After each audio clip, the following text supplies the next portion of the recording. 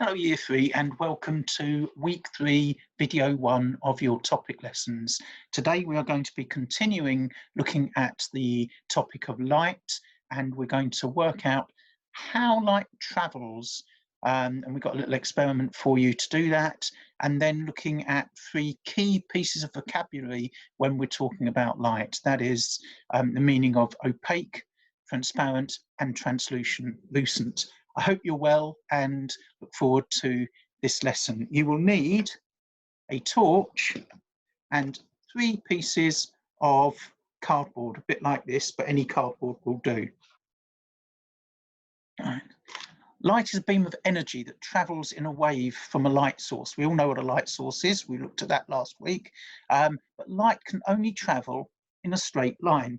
And you're going to demonstrate this with a little experiment. What I want you to do is get 3 pieces of card like this, and unless you've got 3 hands, you might need someone else to help you with this. And I want you to carefully punch a small hole in each one.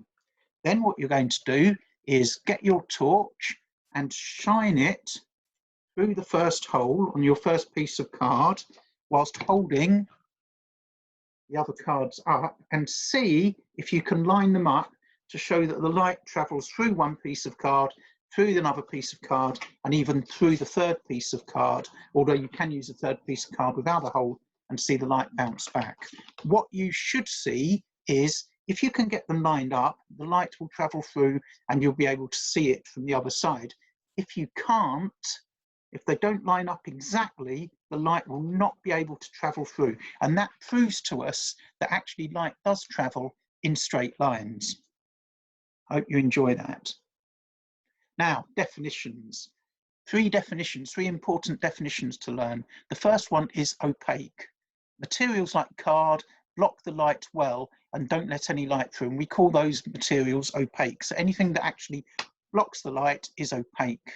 Translucent materials let some light through but scatter the light a bit, so we can't quite see through it properly. So think of something that might let some light through but not like a window where you can see straight through, because a window is actually transparent, which means it easily lets light all the way through. So those are the 3 words: opaque, translucent and transparent. So what's the use? I want you to pause this video in a second and talk to someone about the different items, the different things below, and work out which of these materials or different things are opaque. So whether each one is opaque, transparent or translucent. And when you've discussed it, maybe you could work out why you think that and why it's important that that particular item is opaque, transparent or translucent. So pause the video now and chat to someone about those. Welcome back. So we know opaque objects do not let any light through. They completely block out the light and stop it traveling any further. So these objects actually create shadows. Shadows are areas of darkness where the light has actually been blocked. So the light doesn't bounce off, or the light bounces off and doesn't go through.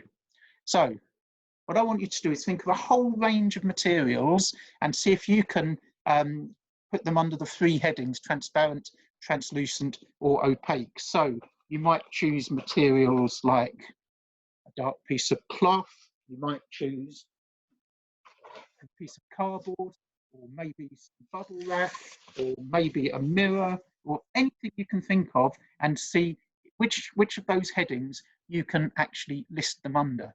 You can do as many as you like or as few as you like, and if you write them on a piece of paper, you can always email them to us at the Year 3 teacher's email, and I can see what you've done.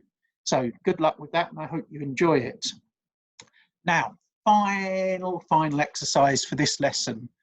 As you may know, Mason in Panker's class, hello Mason, hope you're doing well, has a new baby sister. Now what I want you to do is imagine that his baby sister keeps crying and waking up early in the morning because there's too much light streaming through her bedroom curtains. They're certainly not opaque enough. Help him choose the best material to make the new curtains out of. Perhaps you can think about what you've done, what you've been listing, what you've been looking at, and see if you can work out the best material that Mason could help have for his sister's bedroom curtains. When you've done that, you could actually say why that's the best material, and you could even draw a picture of the curtains or draw the curtains. Hope you have a good day, and I look forward to seeing you in the next lesson. Bye.